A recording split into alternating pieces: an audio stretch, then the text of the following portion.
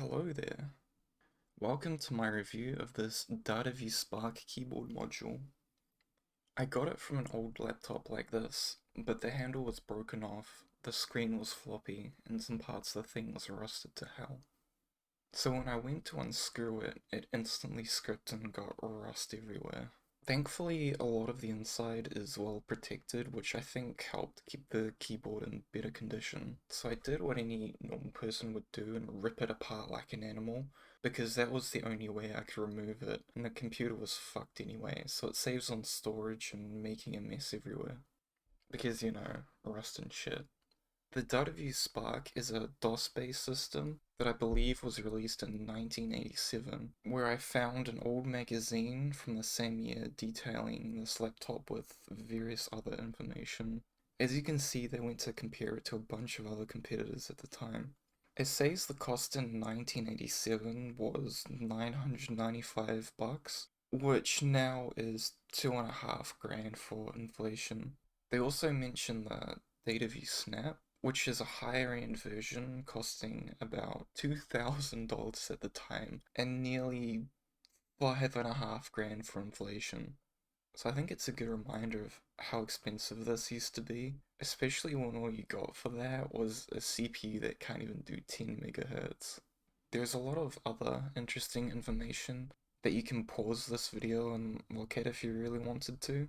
Or if you want to get really in depth, then just Google InfoWorld Datavue Spark and you'll find the articles which boast about how good this laptop was for its time. Do note that there was a lot of other random shit on there, since they were a IT type magazine after all. But if you like the history, I doubt you'll be bothered. I couldn't really find much about Datavue, but they seem to have a good run making various laptops until 1993, until the company closed due to competition.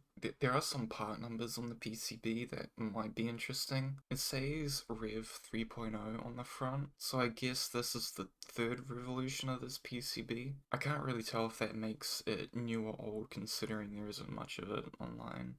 Looking at the back, you can see there's this plastic cover protecting the pins. I think it's safe to assume this is to ensure nothing gets shorted inside the case. The soldering on here looks really nice, but these traces looked really weird, and I had never seen anything like it before. So I looked at other vintage keyboards, and it didn't seem to be that uncommon. So I guess it's normal, but I don't really get the point since modern PCBs don't have this at all. It connects to the computer through this ribbon cable, and I haven't seen any chips or anything to tell me that this module has a brain, so I don't think it would be too hard to get it to talk to a modern computer. You can see it uses these cool looking rectangle LEDs, where one is transparent and the other is more opaque, and then this one's even in red. The layout is like a weird 75%, but it's not too weird for the 80s. Sadly, there's a small backspace. The control and caps are swapped. Slash Alt and the FN keys are all one unit long, and that's kind of weird. Oh yeah, and there's this big metal flap thing that I don't really know what it's meant to do. Underneath all that are Cyan Omron switches. They're not to be confused with blue Alps, which can look very similar if you are unfamiliar with Alps and their lookalikes. Cyan Omrons are far more rare than Blue Alps anyway, so I'm happy to have them in my collection. The Omron B3G-S series aren't quite Alps clones, but are still based on them regardless. They were introduced as early as 1986, which is about 3 years younger than Alps, but is probably as old as most of the people interested in watching my video. The only other documented things I know with Cyan Omron specifically is the Focus FK727 and the Datavue Snap 1+1. But for those unfamiliar with Omron switches, I'm gonna explain and compare them to Alps.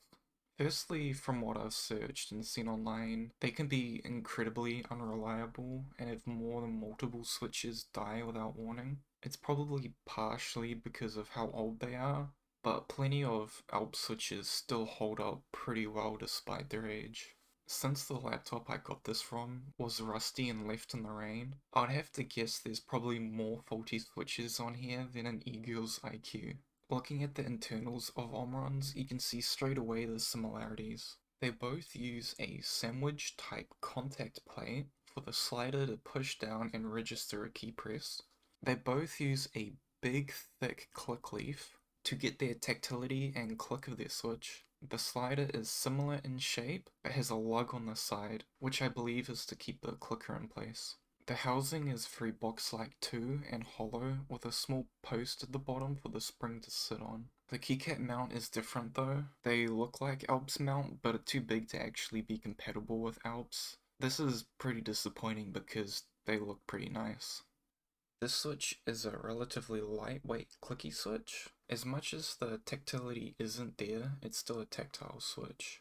This will feel different if you've only tried MX switches, whereas in an MX design it's linear at heart, but they add these notches to interrupt the travel and then call it tactile. Comparatively to MX Browns, they are a different type of tactility. It's far more refined and elegant in the sense that they don't feel like an interrupted linear, which to me is far better and natural to type on. I can't really say which is more tactile because they just work so differently.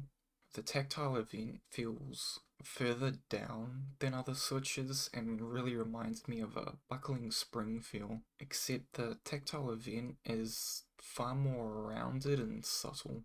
The lightness of this switch is due to tactility in Alp switches being the main cause of heaviness. And since this isn't very tactile, it results in a much lighter switch.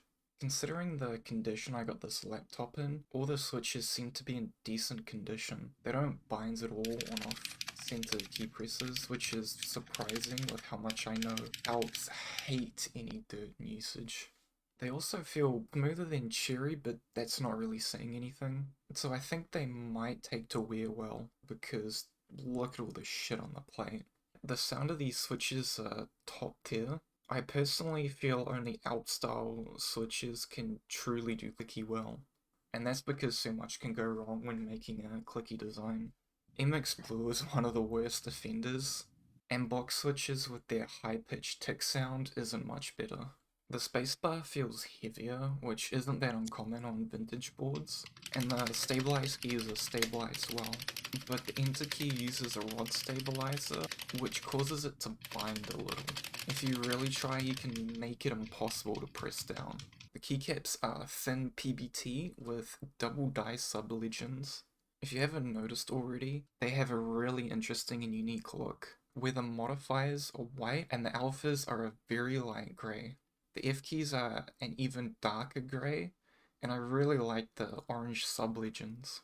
The homing keys don't use a bar style and use a dot instead, which is honestly kinda shit. The spacebar is a bit of a letdown too, being ABS, so of course it can yellow, but it's very typical of vintage boards to do that anyway.